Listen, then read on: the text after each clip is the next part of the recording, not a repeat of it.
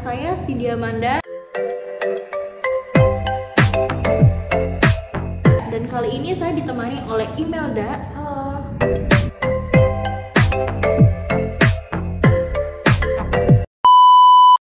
Dan kali ini tuh bisa dibilang merupakan salah satu episode terspesial karena hari ini kita akan membahas topik isu-isu terkini global dari perspektif kalangan generasi Z gitu. Salah satunya itu adalah tentang pembuangan limbah nuklir di Laut Jepang.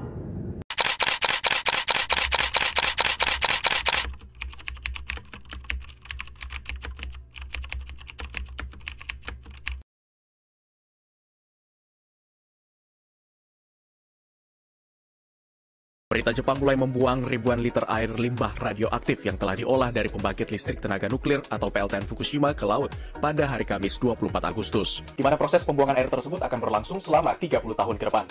Meski telah melalui berbagai kajian ilmiah dan juga teknologi, pembuangan air tersebut masih menuai protes, baik dari dalam dan juga luar negeri, termasuk dari negara tetangga Korea Selatan. Oke, aku juga udah excited banget ya untuk bahas ini. Aku pun ngeliat di berbagai sosial media, terutama Twitter, topik ini tuh menuai pro dan kontra ya. Udah gitu kita kan sebagai anak muda tentunya harus update mengenai isu-isu terkini, apalagi global ya kan. Karena kita juga udah canggih ya zaman tuh. Jadi gampang untuk akses berbagai berita tentang isu-isu global dari berbagai dunia. Bener banget ya kan, pembahasan seperti ini tuh tapi kurang diminati oleh anak-anak muda sekarang. Mereka tuh lebih minati sosial media mereka. Pembuangan limbah nuklir ya kan di Jepang yang dilakukan oleh Jepang ini, saya lebih ke lebih ke tim pihak pro sih ya. Kalau kamu sendiri tuh lebih, wah ternyata kita berbalik. terbalik, kamu ke tim kontra ya ternyata. Iya betul. Kalau saya sendiri ke tim pro tuh karena saya percaya ya, walaupun dengan adanya banyak protes, tapi rencana pembuangan limbah nuklir ini tuh telah dilakukan secara matang-matang dengan konsekuensinya, dengan prosedur yang telah berlaku. Kamu sendiri kenapa bisa dapet tim pro gitu ya, dukung tim pro? Kontra, iya. Kontra. Nah betul. Kalau saya sih menjadi tim kontra ya karena menurut saya, walaupun perencanaan tersebut sudah disusun secara matang, tapi kan kita nggak tahu tuh dampak serius apa yang akan ditimbulkan selanjutnya, baik yang jangka pendek maupun jangka panjang. Iya sih, saya setuju juga ya kan, walaupun dampak jangka panjangnya gitu, kekhawatiran oleh berbagai banyak pihak gitu kan, termasuk saya dan kamu juga kan, pembangunan limbah nuklir tersebut tuh telah dipertimbangkan sesuai prosedurnya juga. Nah, tapi kan bisa aja tuh nanti limbah nuklir tersebut memiliki dampak serius yang bisa mengancam ekosistem laut, terus juga mempengaruhi kehidupan biota laut, sama apa sih dampak kesehatan yang bakalan ditimbulin untuk manusia yang mengkonsumsi hidangan laut tersebut. Emang sih ya, ada risikonya sebenarnya juga kan terhadap ekosistem laut, terhadap mata pencarian petani juga kan. Namun itu sebenarnya tuh tergantung dari bahan radioaktif yang dilepaskan dari pembuangan limbah nuklir oleh Jepang itu sendiri. Dan sebenarnya itu telah disetujui, udah dapat lampu hijau dari Badan Energi Atom Internasional, sehingga ini telah dipastikan ya bahwa jenis ataupun bahan yang dikeluarkan dari radioaktif ini tuh jauh lebih kecil. Tapi kan tetap aja ya masyarakat itu khawatir ya, apalagi dari masyarakat Jepang, terus masyarakat dunia, terus juga tanggapan dari negara-negara tetangga Jepang tuh banyak yang melakukan protes ya. Banyak banget, apalagi ya, Cina ya kan, protes Cina banget. Sama Korea Selatan. Terus juga mereka tuh melarang mengkonsumsi produk-produk laut dari Jepang kan. Iya. Apalagi kan produk laut Jepang itu merupakan pemasok terbesar untuk Cina, Korea Selatan juga ya kan. Tapi yang menariknya itu adalah bukan cuma Jepang aja yang membuang limbah nuklir ke Jepang, ke laut maksudnya kan, tapi Cina sama Korea Selatan sendiri juga membuang limbah nuklir itu ke laut. Nah, tapi itu sepertinya tuh dunia belum mengetahui hal tersebut, kayak diem aja gitu. nggak melek gitu. Anehnya kenapa? Hanya Jepang gitu yang ramai dibicarakan serta mendapatkan banyak protes ya kan dan penolakan. Mungkin masyarakat dunia itu baru melek dan update isu-isu terkini pada saat ini kali ya.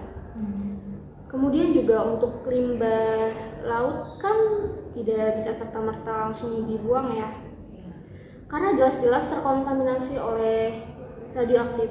Terus apakah pemerintah Jepang memproses limbah nuklir tersebut dengan benar? Nah, dari beberapa sumbernya yang saya baca ya kan, sebenarnya tuh memang betul adanya beberapa kendala gitu kan yang dilakukan. Soalnya kan serta-merta tuh langsung dibuang secara ke laut, jelas-jelas akan terkontaminasi oleh radioaktif. Nah, oleh karena itu Jepang tuh akan ditampung air terus-menerus hingga reaktor itu bisa mendingin. Nah, untuk menyeluruh kandungan radioaktif itu dalam air secara alami ya kan, untuk membutuhkan waktu yang lama nih. Nah, untuk penyimpangan air tersebut akan digunakan kembali sehingga tuh pemerintah Jepang akan menerapkan Advanced Liquid Processing System. Ini tuh untuk mengupayakan air olahan tersebut itu bisa dilepas ke lautan dengan aman. Meskipun begitu, masih banyaknya penilaian dampak radiologis kan dan ekologis terhadap ekosistem laut yang tidak sepenuhnya memadai. Sehingga saya khawatir juga ya bahwa Jepang tuh mampu nggak sih buat mendeteksi apa yang masuk ke dalam air, terus bakalan menimbulkan potensi air yang terkontaminasi secara tidak sengaja juga. Nah, untuk mencegah kekhawatiran itu ya, sebenarnya tuh Jepang tuh udah melakukan beberapa upaya dengan Teko juga gitu kan. Dia tuh telah merespon dengan memberikan janji bahwa untuk memberikan transparansi tingkat tinggi ya kan. Bahkan Temponya sendiri tuh berjanji telah akan mempublikasikan data real time itu di portal online dengan mengenai radioaktivitas air dalam berbagai bahasan proses pengelolaan dan pembuangan limbah. Sehingga hal ini dapat memberikan keyakinan kepada banyaknya juga pihak yang protes dan banyaknya pihak-pihak juga bisa melihat langsung gitu data-data real time-nya bagaimana. Mereka tuh percaya bahwa rencana ini tuh dilakukan dengan banyak pertimbangan. Kemudian emang bagaimana pendapat Anda gitu kan? Emang ada opsi atau alternatif lain gitu selain dari pembuangan limbah nuklir di Laut Jepang itu? Tentu saja, menurut saya mungkin dapat menggunakan alternatif lain seperti penyimpanan limbah nuklir di darat atau di bawah tanah, atau pengelolaan limbah nuklir menjadi nuklir, atau menjadi mempertimbangkan opsi teknologi lainnya ya. Dengan mempertimbangkan opsi teknologinya juga limbah nuklir kan dapat dikelola dengan aman dan efektif di laut, dan ini dapat mengurangi resiko bagi manusia. Ya, kita berharap aja sih ya pembuangan limbah nuklir yang dilakukan oleh Jepang ini tidak memberikan dampak yang berkelanjutan gitu kan nantinya, apalagi termasuk laut Indonesia ya kan. Nah, tapi ini bisa jadi solusi yang terbaru nggak sih kayak untuk aman ternyata pembuangan limbah nuklir di laut itu ternyata kan. Ya, siapa tahu itu bukan solusi yang terbaru, diikuti dengan aturan-aturan yang berlaku nantinya. Setuju juga sih ya. Meskipun begitu, jika ada dampak kerusakan atau kecelakaan selama proses pembuangan limbah yang terjadi, Jepang juga harus memberikan ganti rugi dong kepada negara lain, terus juga harus memberikan ganti rugi sesuai dengan ketentuan hukum kan yang berlaku dengan negara penerima limbah.